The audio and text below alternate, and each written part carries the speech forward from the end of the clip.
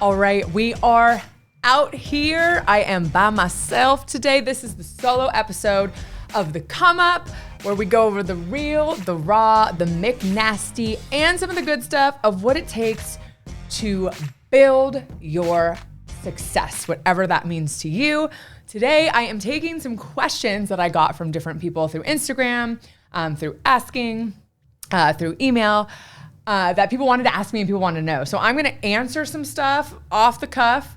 I've got some note cards here of the questions that people have been asking me, and I hope that you enjoy this solo episode of The Come Up. So we're going to get into it. Let's see. I'm going to try not to skip any, but just to be real, like, you know how it be. What is the most important trait or tool for success? Oh, that's a really good question. I'm going to say hard work. I don't think that there's anything out here that replaces just having the ability to buckle down and get shit done. I always say this to my students. I'm pretty sure I've said it on another episode earlier in the season, but one of the things that I always preach is that it's not usually the most talented person in the room, or it's not always the most talented person in the room, but what it is always, without a doubt, it is the most hard-working person in the room who is going to be the most successful. I think that there are a ton of people in the world that are talented, a ton of people in the world that are gifted, but not all of those people have the work ethic that is necessary to turn that talent and those gifts into purpose and passion. And so to me, and a career and success.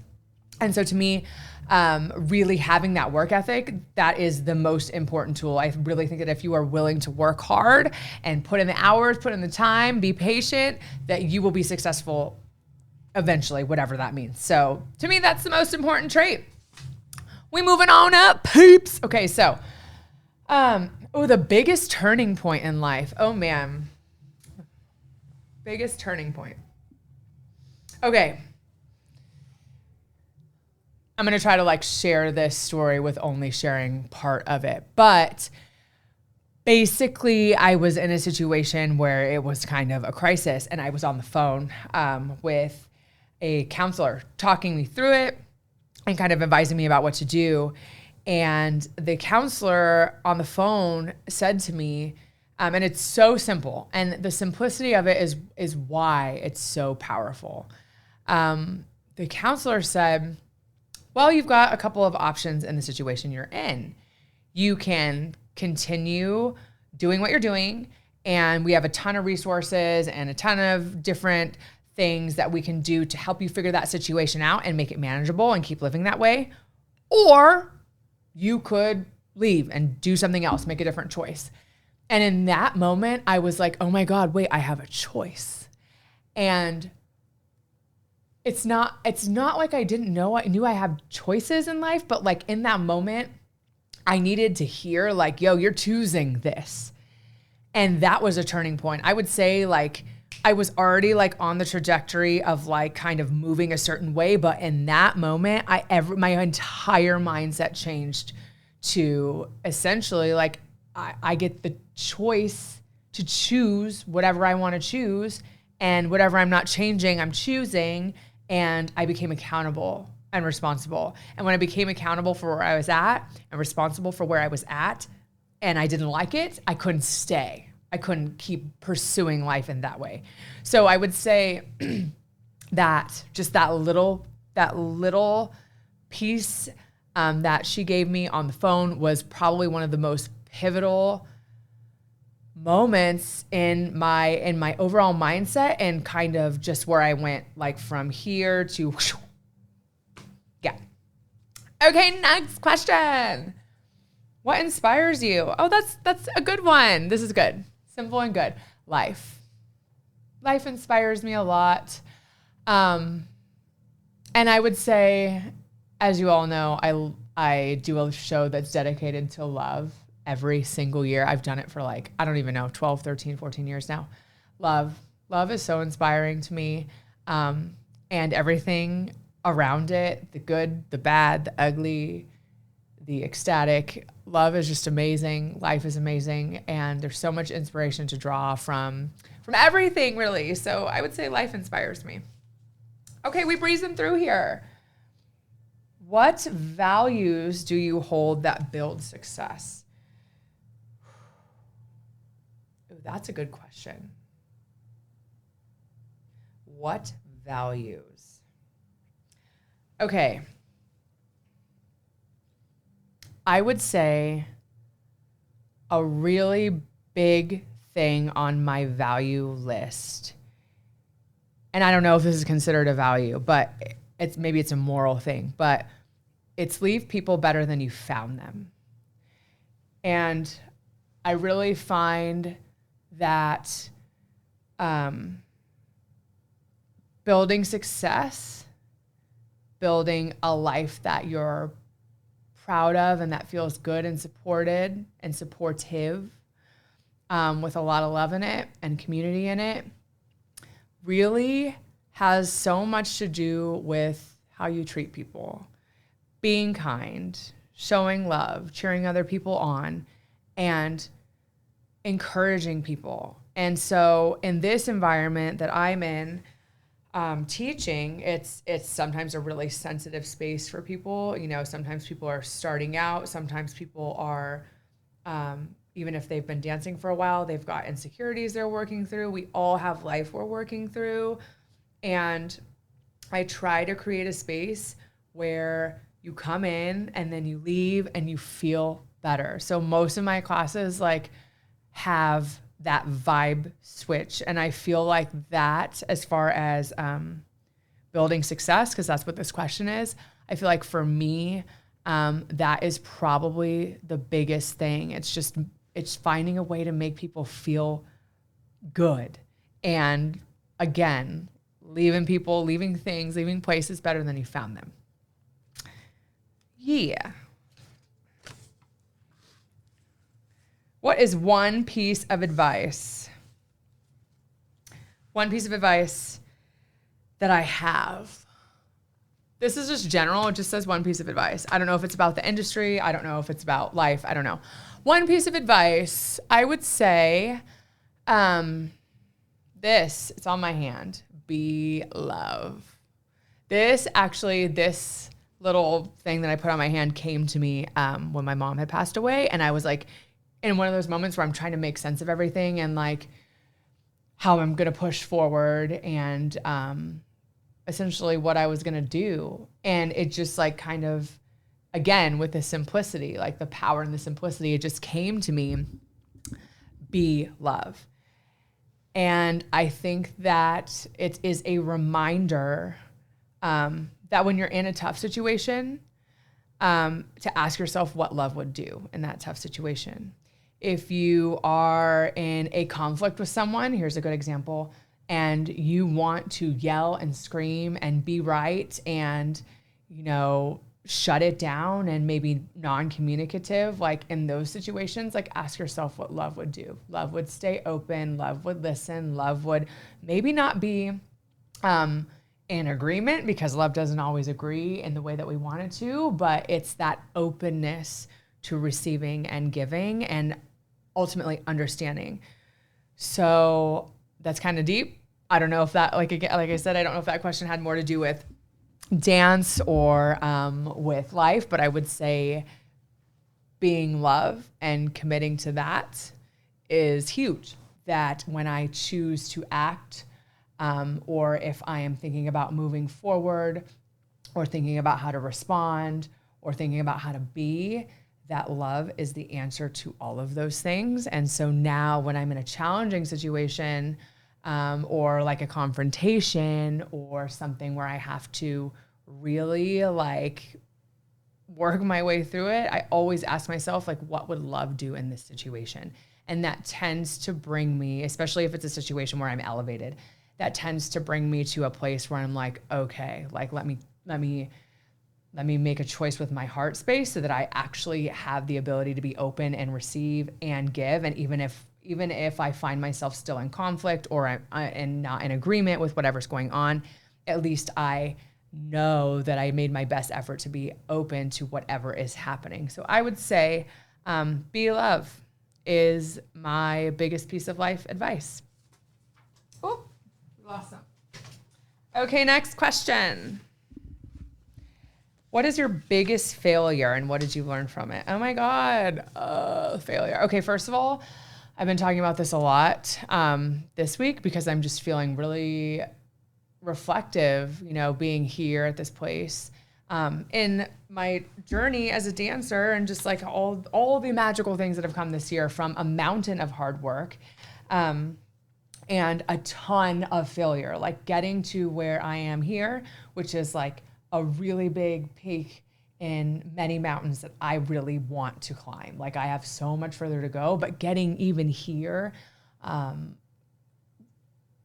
thousands of failures, more failures than successes, more sacrifices than not. My biggest failure that I think kind of brought me into this, into who I am, a lot of who I am. I owned a dance studio. Actually, before I owned Escape Dance Academy, it was called IME, I Am Myself Dance Center. I opened it when I was 23, 24. I ended up getting pregnant right away. So that was a challenge in itself, but really, in reflecting about this, especially before I opened another studio, which is a whole nother story, I opened that studio and I really tried to do what I saw everyone else around me doing, which was little ballet classes and kind of this cookie cutter type of framework and the scheduling and the voice of it. And I really just tried to make myself fit in because I'm like, I need to make a living off of this. And the best way to do that is to do what everybody else is doing. And that business ended up failing.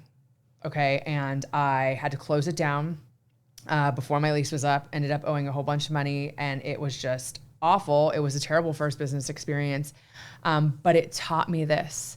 The second time I went to open a dance studio, which is this dance studio that has now been here for 11 years, I really had to reflect on why that failure happened and take accountability for why it happened so that I could confidently step into a similar adventure with better knowledge, with more wisdom. And I came to the conclusion that it was because I was not authentic to myself in how I did it. I did not want to do itty bitty tiny ballet cookie cutter classes. I did not want to talk all straight edge. It's just I didn't want to fit in, and I did it against my own feelings of not wanting to do it. And so I learned out of that failure that the key to standing out, to being successful, to having a place that's magnetic is the authenticity of it, is my own authenticity. So now anytime I do anything, I try to really center who I am at the core of it, and make sure that it is in alignment with who I am, because I want success, even though it doesn't always happen because of it, but I want to feel aligned with what I'm doing. So I know that there's some power behind it, the power being me, the power being love that I put into it. And I don't want to show up to environments or obligations feeling like I can't be myself. So that was one of my biggest failures. It was financial. It was my ego. It was emotional. And I learned about the importance of being authentic and true to yourself from that. What advice do you have for people going into entertainment? Let's see. If I could just choose one thing. Actually, you know what? I would choose what I just said. It's so hard to do this because in the entertainment industry, especially when you're looking at it from afar, and especially in dance, we have so many people we look up to, so many people we want to move so many careers that we see that are so admirable and seem to go down a really specific path, which is part of the reason I wanted to do this show, is because it's not what it looks like on the outside, right? There's always so many more twists and turns than you see, so many more challenges than you see. And I think we get into, like I said earlier, this mindset of wanting to fit into the industry, wanting to fit into what's going on. But the superpower that you have, that I have, that anyone has, is straight up the ability to be yourself, to know yourself, to understand your own uniqueness, and to make that shine. Like, that's what we all have. Our gift is us. And we forget that in a room of 20,000 people, 10,000 people, 500 people in an audition situation, the only thing you have that everybody else doesn't have, because everybody else is going to be able to turn, jump, leap, dance, give looks, serve face, it's you. It's who you are. And so my biggest piece of advice would be to hone that, get in touch with it, understand it, know it, love it, never lose it. Who is the most influential person in your life? My mom. I think everyone knows that. She was my biggest supporter. She obviously got me into dancing by putting me in dance classes. And she was just a person that encouraged me to just be me and never asked anything else of me except to work hard at it and be successful at it. She was also a badass. Like, I watched her go from being a college teacher to a professor to a department head to a world traveling department head of a university and program. So I just admire her work ethic. I admire the way she raised her family. I really just think she's a badass and she's an angel. And I still talk to her every day, and I get inspiration from her and influence from her every day. So I would say she is the most inspirational person in my life. Okay, what motivates you? Oh, this is a good question. I think I am a person that's motivated by my own potential, meaning that I am constantly excited about what I can do, constantly excited about what I haven't done yet, and really just inspired by what I don't even know that I can do, that I'm going to find out that I can do, that I'm going to try to do and make it big. The excitement that comes with knowing that I am limitless and I have the potential to do anything and everything is like super exciting to me. And that is probably like the thing that motivates me the most. Thank you guys so much for listening to this episode of the podcast, The Come Up Solo Edition. I really appreciate you guys sending in questions, asking me things, getting involved, contributing to the conversation.